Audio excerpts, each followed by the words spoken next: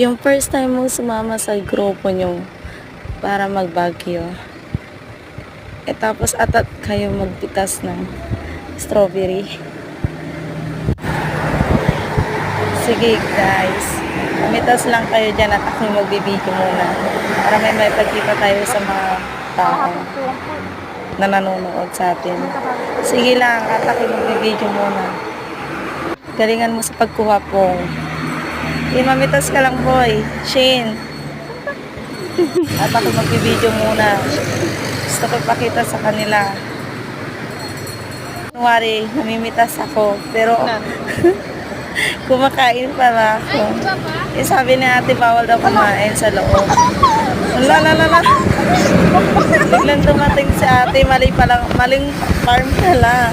Yung napuntahan natin. Sige, takbo, bilis. Bilisan yun, dahil na yung may-ari. Yan tuloy si ate. Hindi sinabi agad na maling farm pala yung napuntahan namin. Yung medyas ko po, naputikan. Naputik yung Sana mabawasan naman sa presyo, te. Joke. Oh, nasan na yung mga kasama ko? Asan ka, te? Hindi mo man lang inimpang kung saan kami mamimitas.